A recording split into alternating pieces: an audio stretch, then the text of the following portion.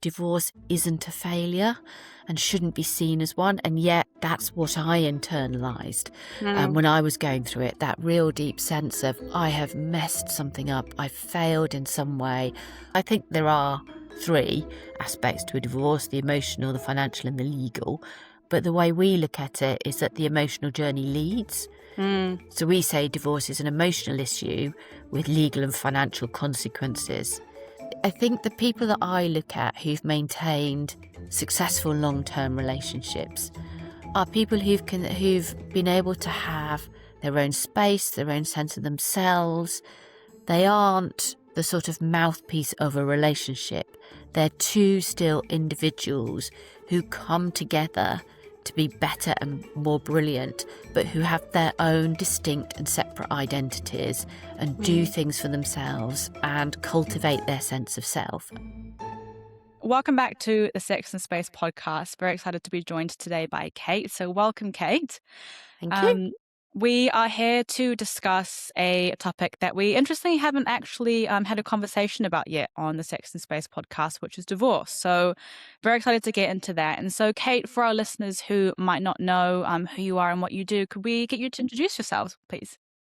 Yeah, it's lovely to be here. Thank you for having me. So I'm Kate Daly. I'm the co-founder of a company called Amicable, and we help people divorce and separate, but we do it in a more amicable way. So we work with couples rather than individuals to help them think about, what's next, what's coming next, as well as just unpicking the relationship they're trying to exit from. And so can you tell us a bit about how you ended up being one of the founders of Amicable and sort of, because I know that you had a personal experience with the divorce. So can you tell us a bit about that journey that sort of brought you here? Yeah, well, I've been divorced twice, so I am I'm a member of what I call the Double D Club.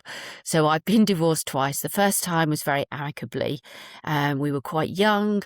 I'd come out of university, so had he. And I always say it's kind of like I accidentally married my university boyfriend.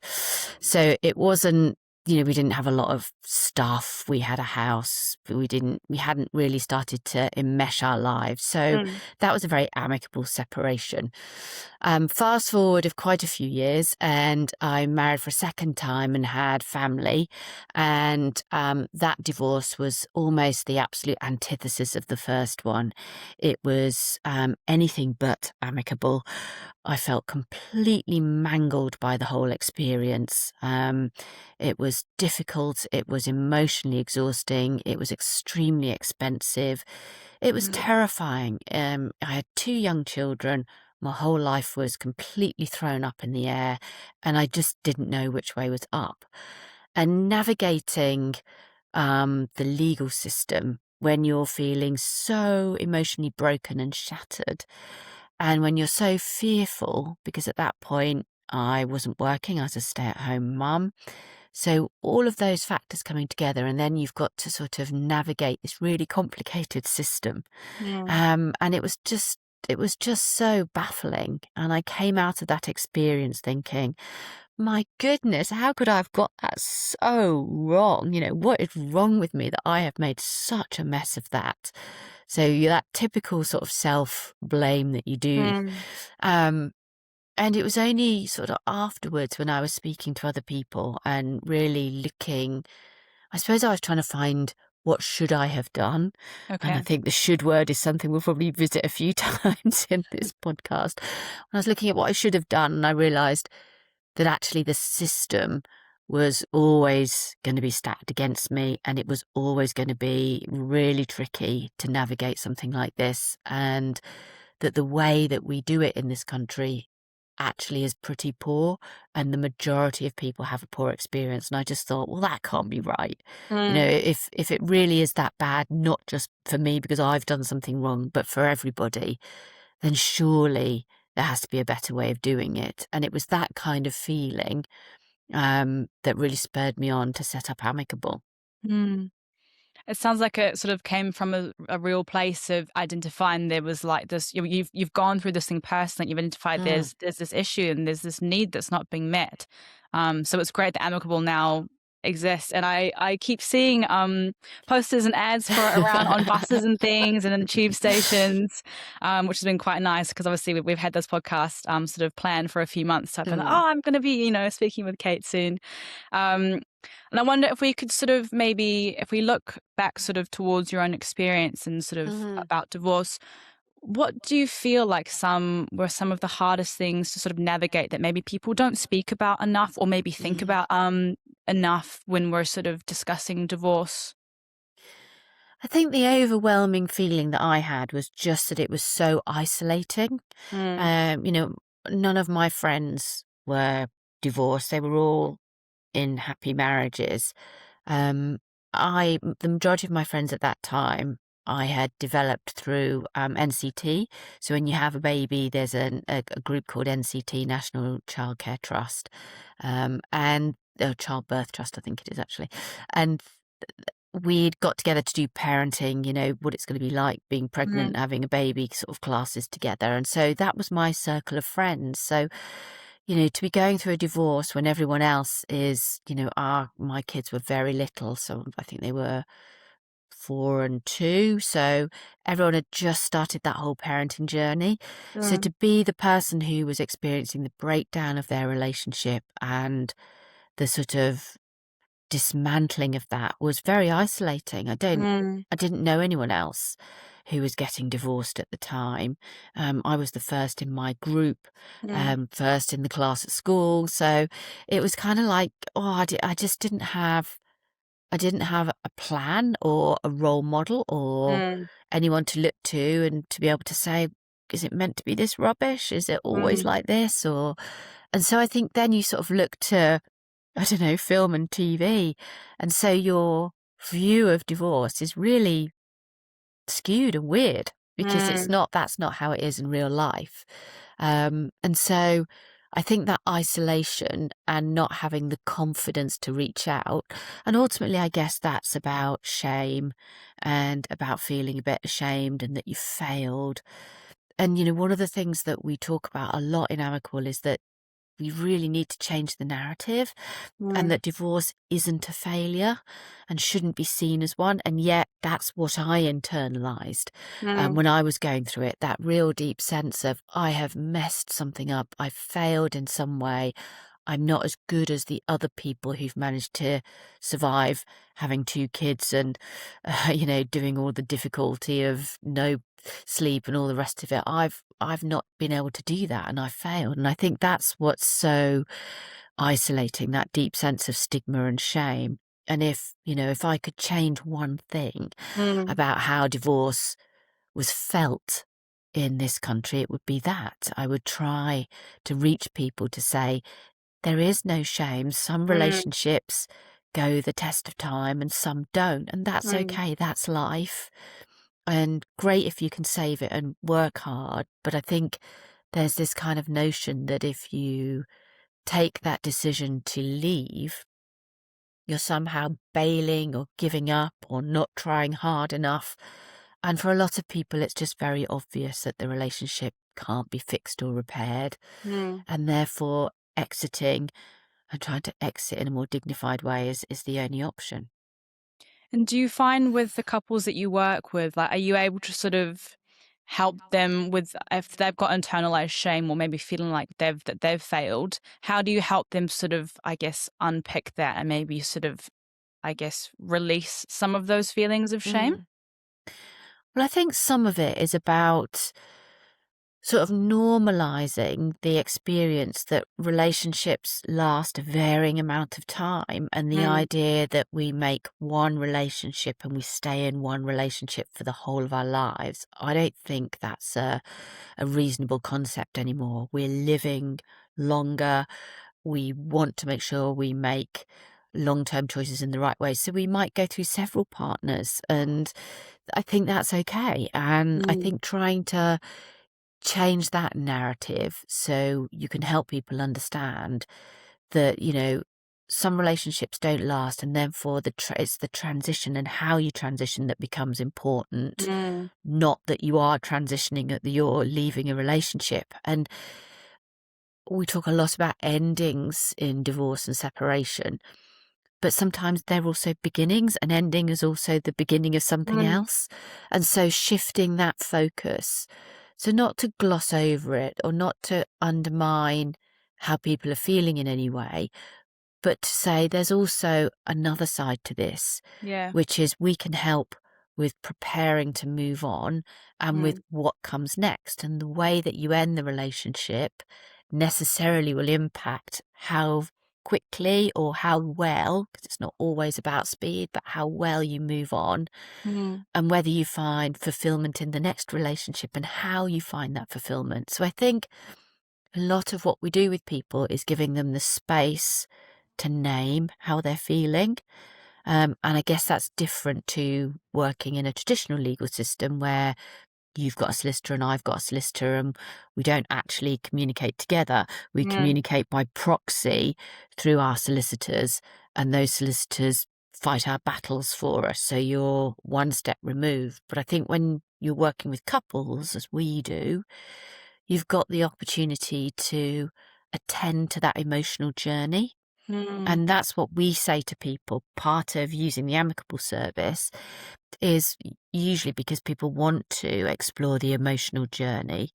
And we see that the emotional journey will drive the decision making and the mm, financial or the legal aspects of a divorce. Because I think there are three aspects to a divorce: the emotional, the financial, and the legal. But the way we look at it is that the emotional journey leads. mm. So we say divorce is an emotional issue with legal and financial consequences. So the way that we help people is we start with the emotional journey and then we explore the legal and financial consequences once we've got the emotional journey Mm. flagged and on our radars, and that we're going through a process of dealing with and healing from that.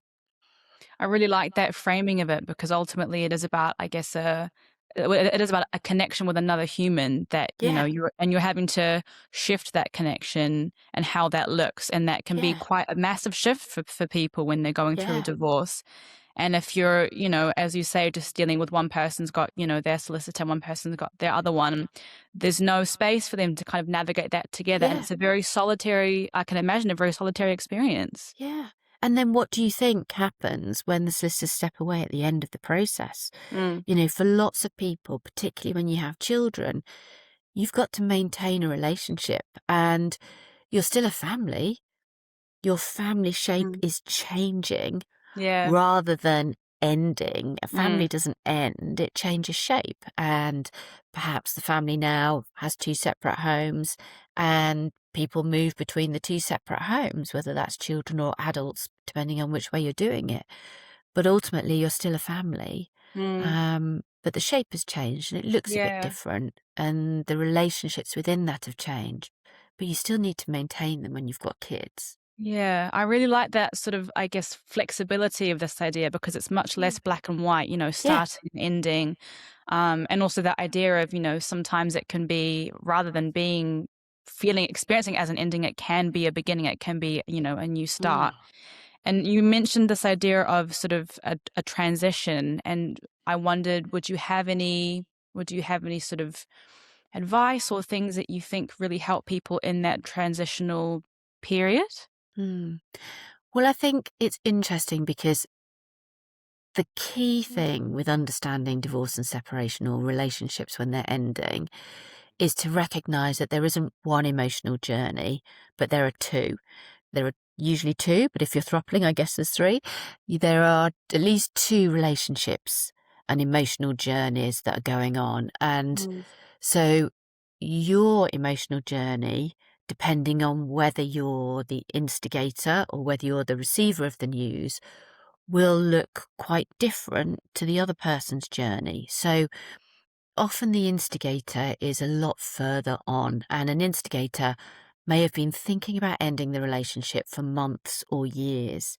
So they've had a lot of internal dialogue with themselves. They've mm, gone round the "is this over? Should I leave?" several times. They might have even tried to draw back and be distant and then come back. And so they will have been going through this process of getting their head around the fact that they want to exit this relationship or there's something wrong with it and they want to leave. So those initial anger points, they will have been experiencing those months or years previously. Mm, The person who's hearing the news for the first time hasn't processed any of that. And for lots of people, even though it might appear very obvious that the relationship is suffering, it's still a real shock for the person who's hearing the news for the first time. And they're mm, right back at the beginning of the journey. They're having the angry, shocked, very emotional, high intensity response that the instigator has had plenty of time to damp down and deal with. mm, And so it can be quite confusing when, as the person hearing the news for the first time, you've got this quite calm instigator who's processed that raw emotion and now mm. wants to talk about solutions and moving on. And you are reeling from the fact that this relationship is over and you haven't even had a chance to process that or think about it.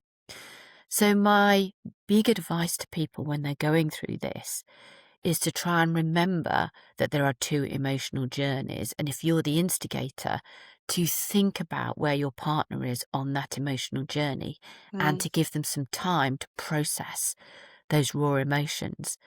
Because Toshi, if you're in the midst of being overwhelmed with something, it's really hard to think sensibly about decisions yeah, that you've got to make and who's going to have what pension and all the complicated things that are part and parcel of a divorce and where the kids are going to be and who's having the house and whether you're selling it, and all of that takes up a huge amount of headspace. yeah. And if you're in the wrong emotional space, it makes it incredibly difficult to navigate, and that's where the misunderstandings come in, and Mm, then that's where conflict can really escalate. mm. Yeah, it makes a lot of sense because you've kind of got someone who's spent all this time thinking and processing. And so they've, I guess, done a lot of that work already. And then someone Yeah. so then I guess they've got that mental space, right, to do all the practical things, as you say, all the solutions. Yeah. Whereas someone's still way back here trying to balance both of those things at the same time. And I mean, I think it's the same for anything. If you are feeling an intense emotional experience, it's really hard to be level headed about Mhm. anything. Yeah, And so I think as humans, we need time to kind of manage and process a strong emotional response like that before we can then proceed.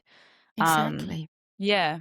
And we know that divorce and separation is kind of like the second worst thing that can happen to you in your life after the death of a spouse. So it's the second most stressful thing.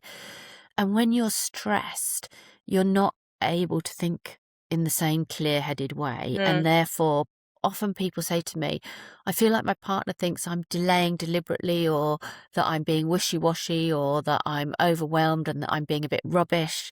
And I often hear people say that. mm, And, sometimes partners do think that, but that's because they're not understanding the emotional space that their partner is in. And when the mm. relationship is on its last legs anyway, it's a big ask of a partner to say, right, now you need to be super understanding of your partner who you're actually trying to leave. So Yeah. I get the dynamic, but just trying to explain it to people can be really helpful, Mm, because ultimately you've got to manage on the other side somebody who's been thinking about this for ages. In their mind, it's all done and dusted, who wants to get on with the solutions, and you're trying to manage their frustration mm. about why everything is taking such a long time and why it's all so slow and why can't the other person just accept that this is over and get on with it and all of that kind of stuff. So you've got this real sort of balancing act of understanding both emotional journeys and Mm. trying to get each other to understand the different emotional journey that their partner's on. It is such a big emotional piece is sort of what I'm hearing from this Mm, is that this really should be the main, I guess, part of this whole yeah. conversation is the emotion. Um, Something else I'm curious to ask is what do you think divorce like can teach us as people about ourselves and also about relationships? Well, that's a good question. I think it can teach us that behaving well, even if something's not working, is a real goal to aim for, because that's what protects the way you move on, Mm, and it protects the children in a relationship as well. So being able to part with some grace and some dignity isn't just a nice thing to do.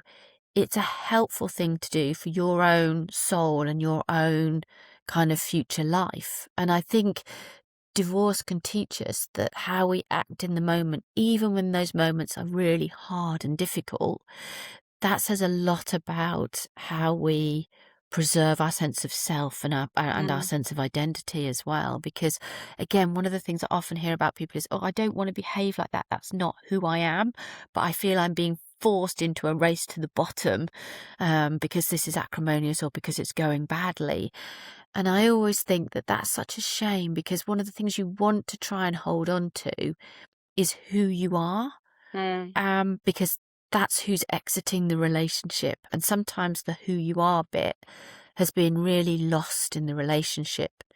So I think when a relationship is coming to an end, it presents a really wonderful opportunity to reflect on who you are, what your value set is, and what you want to take on with you from this relationship, and what are some of the things that where you haven't perhaps behaved being true to yourself, or you've lost yourself and lost your identity, which of those things you want to leave in the relationship and leave behind. So I think divorce provides a real reflection point for how we are as individuals and how we are in relationships and what kind of relationships we want for the future. And it's funny, it's even small things. Like I often say to parents in particular, if your kids were asking you for relationship advice and they were describing being in a relationship that's your marriage, what would you say to them? And a lot of the time people say, oh no, I'd tell them to leave, or I'd tell them to do this, or I'd tell them to do that, or not to stand for that kind of behaviour. And yet people are tolerating that in their own relationships. So I think it's a really perfect time to reflect on what relationship you want and what your values are and what bit of you and your identity you want to take into the next relationship.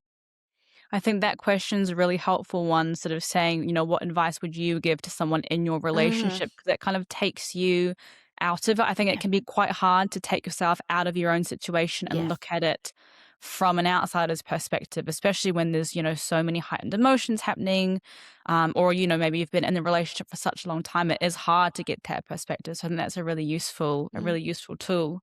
But do you Um, think also, when you're like trying to decide whether to do something, sometimes you get waylaid by the fact that there's needs to be a plan in place afterwards in terms of how you're going to do it all. mm, And I think separating the two decisions out, the decision to leave mm, is one thing, and that's the only decision you need to make at the beginning.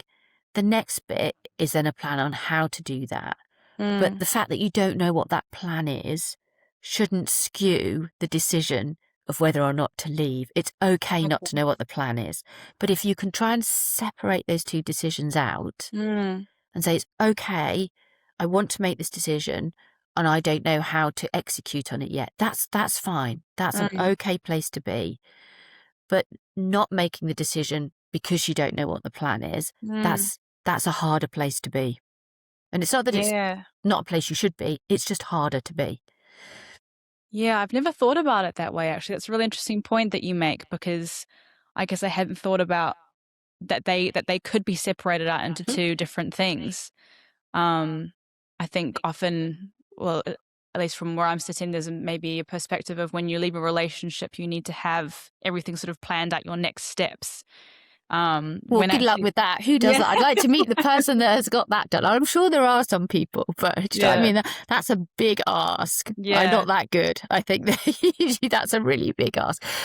We separate it out. So we have two questions.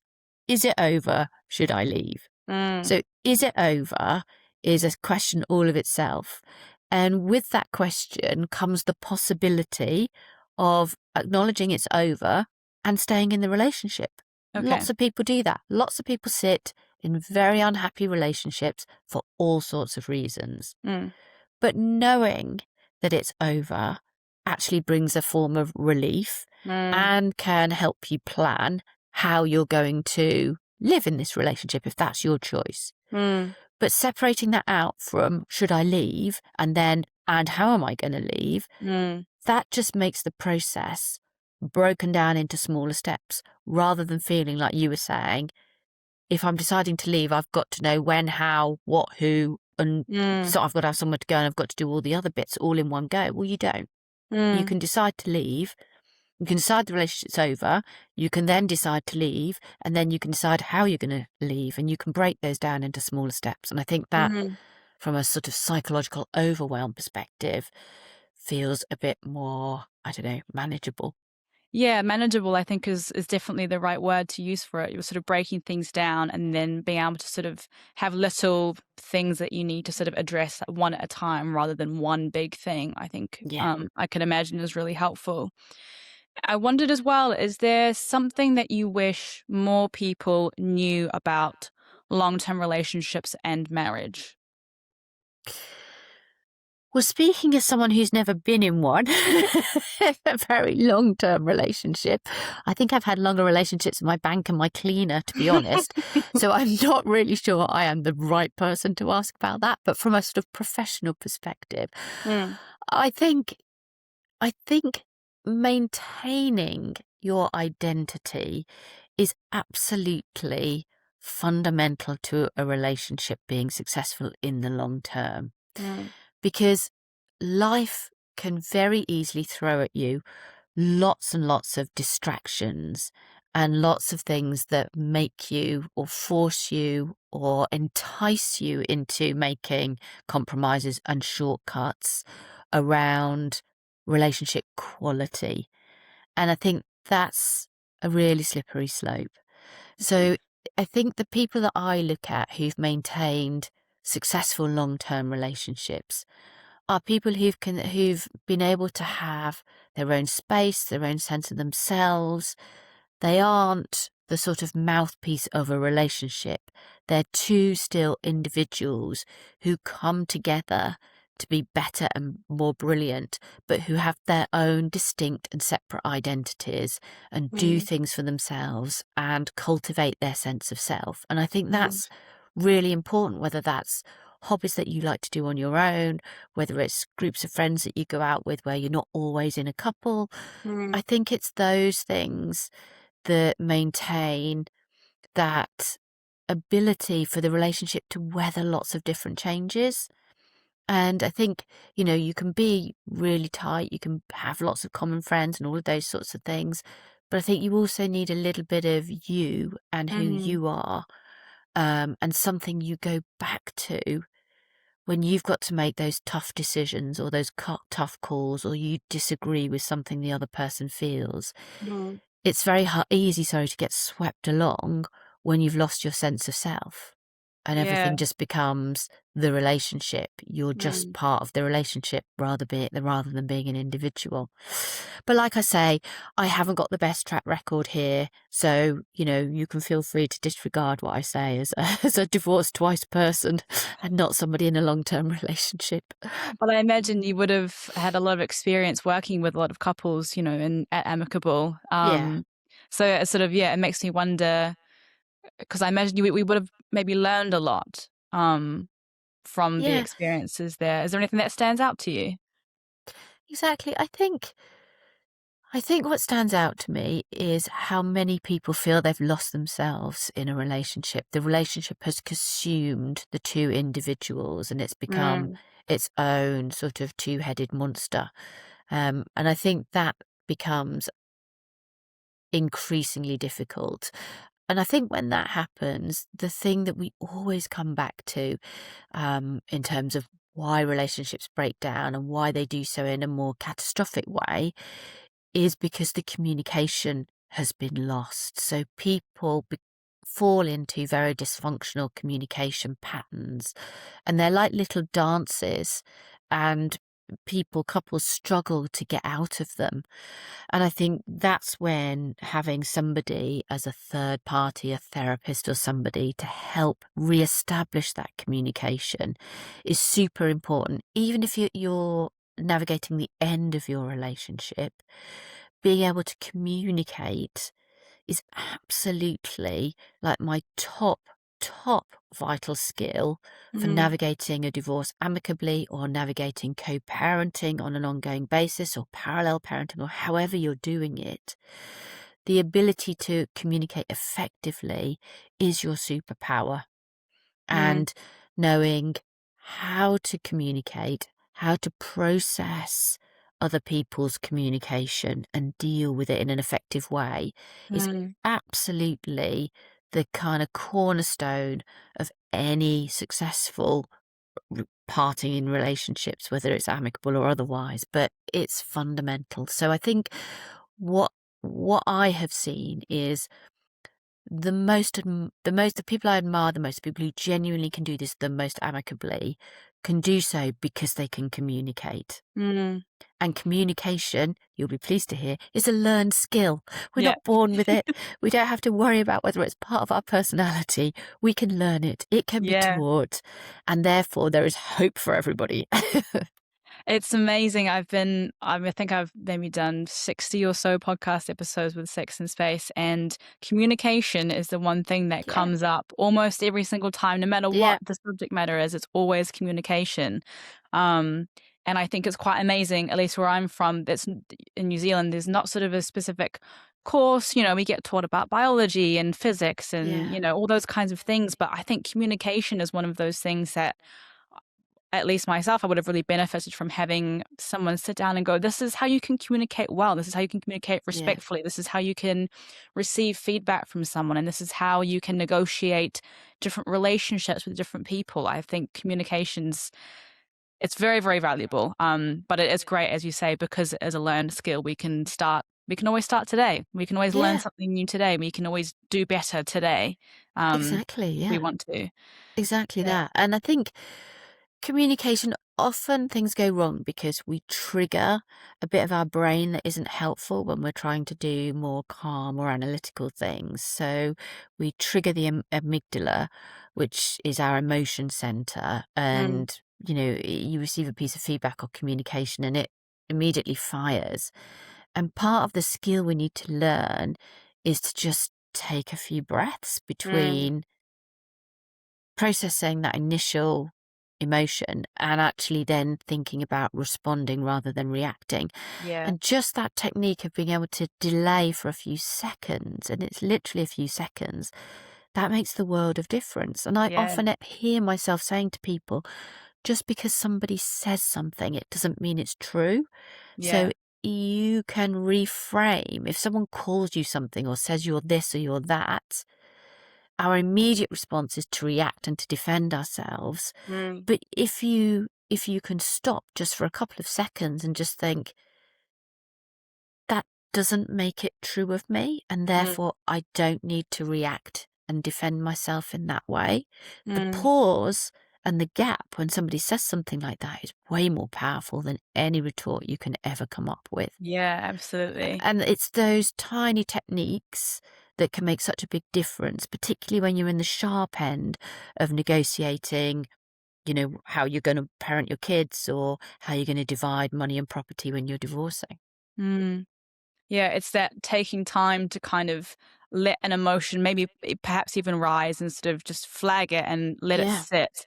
And because, it's totally fine to have the emotional response, but then also kind of being able to give it a few seconds, as you say, before then deciding how you're going to respond yeah, to it. Because it does make that switch from a reaction to a response. yeah, Um, and it is exactly. amazing Yeah, because, I mean, like you say, it is very simple in an idea to be able to stop for a few seconds, but of mm. course it's so much easier said than done, isn't Of it, when course it you're is. in the All heat of of this the moment? is, of course it is, when you're Yeah. being triggered and you're in an Yeah. emotional state anyway, then obviously this is a lot harder to control. But I think it's remembering the bits you can control versus the bits you can't. And as you just Mm. said then, beautifully, you can't stop the emotion coming up, Mm. but you can choose what you do with it. And it's just recognizing where you have got impetus and where you haven't is the key thing. Mm. Something I would like to ask you about now is your book. Oh, I'm interested yes. to know more about your book. So could you tell us a bit about what the book is, what it's going to be covering, when it's going to be out, where listeners can find it? So it's already out. So it came out a couple of weeks ago. It's called Amazing. Amicable Divorce, and it's a practical guide to divorce without the drama. So it doesn't matter how you're doing it, whether you've got raging solicitors, whether you're in the middle of a horrible court process, or whether you're doing it through amicable processes, or however you're divorcing. It's a practical guide to how you can take some of the heat out of the situation and some practical strategies for how to negotiate and how to get what you need from the divorce. So it goes through all of the different elements. So there's a bit about sort of my personal journey and how I got here and some of the lessons that I learned. And I learned lots because I did it very badly. So there's no shame in this book. You can come and see how not to do it. I've tried to use my own example. I've tried not to feel too embarrassed and just put it out there, but I didn't do things well. And that's kind of the basis of the book. But it created such a strong desire to help other people not make those same mistakes that I've tried to set it out in a way that's very simple to read, easy language, some examples, case studies, some checklists, so very practical stuff that helps, as we were talking about before. It talks about the emotional journey, so the journey that you're on versus your partner and what that might look like and how that might show up in everyday exchanges and arguments and things. It talks about, the legal aspects of divorce. So we have no fault divorce now. How do you navigate that? What are the things you need to do? It explains how the government website where you can go and get divorced works, and some of the things that aren't perhaps as clear on there as they might be because it uses complicated language and stuff. So it gives you an explanation Nice. all around that kind of stuff. And then it talks about money and property and the sorts of things you'll need to find in order to do a negotiated settlement and the documentation that will come out of doing a settlement around money and property and how you navigate that and all of those kinds of things.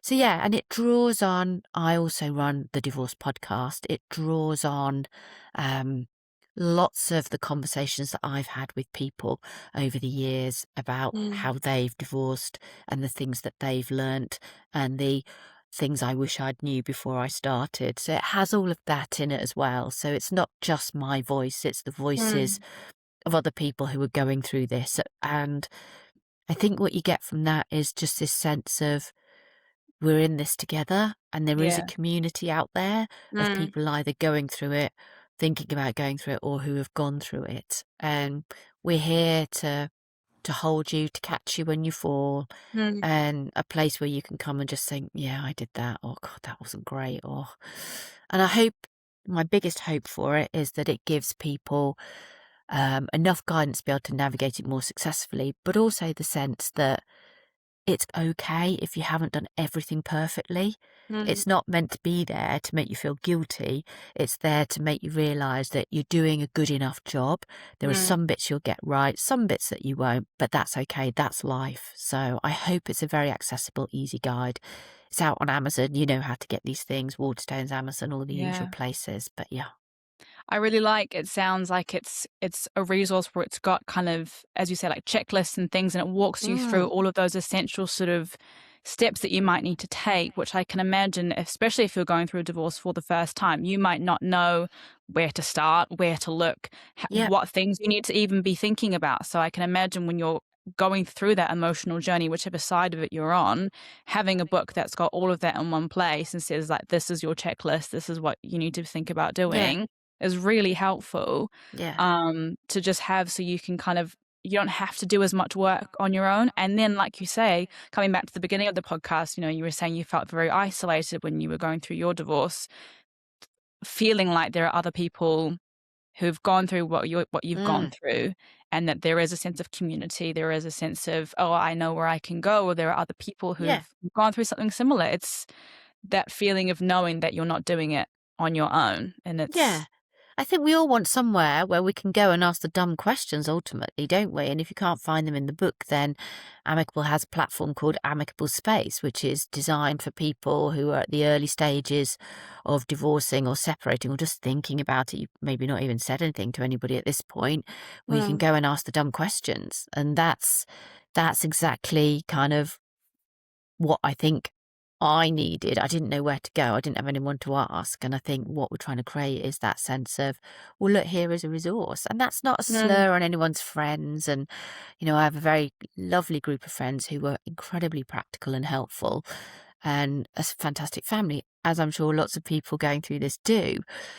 But it's just different when you need to speak to mm, someone who's walked this walk and talked this mm, talk and knows the pitfalls. And beautiful, lovely, well-meaning friends sometimes don't quite hit the mark with that. And mm, friends and family advice can be sometimes not great, very well meant, mm. but sometimes not Yeah, particularly right. And so yeah. you need someone who knows. And so Mm, the book and the resources we've got on Amicable Space and on the Amicable website are there, designed to help people navigate this whole world. mm. It sounds like you've created a really wonderful community and platform and set of resources for people who are thinking about going through a Yeah. divorce, who are going through a divorce, who maybe have been through a divorce. I think one final question I would like to ask you is what is something that you would like people or our listeners to know about starting over and kind of because I guess we sort of spoke about reshifting and sort Mm, of reworking that perspective that we have on divorce. So mm. if we think about it in terms of starting over, what's something that you'd like people to know? Yes, I will answer that. I just want to say as well, it's not just divorce, it's also about separation. So Mm, more and more people are choosing not to marry, but mm, still have all of the same resources. So houses together, children together, all of that kind of mm, stuff. And they still need to sort all of that out. So yeah, it's about separation and the end of relationships as much as it's about the legal process of divorce. Legally, that's mm, just a small little bit, but there's yeah, all the other stuff and all the other stuff that comes when sometimes you don't have the legal rights and entitlements mm, that you do when you're married. That's all in the book as well. And I okay, think the thing about it is I like to think of the book as, yeah, we all want a bit of self-help, but actually in a divorce or a separation or when a relationship ends, sometimes the biggest mistake people make is just focusing on themselves. Whereas actually what you need to understand is the other person, because that's how you successfully navigate and negotiate all of these complicated areas. So doing that work or mm, using resources to think about not just you, but your partner, that's mm, absolutely key. mm, So yeah, go on then. So the question you were going to ask me then was, what do I think about how people move on? So yeah, repeat. and this idea of starting over, is there something that you would like people to know about that or that, you know, maybe a piece of advice? Um, Well, it's flipping scary for a lot of us, I have to say.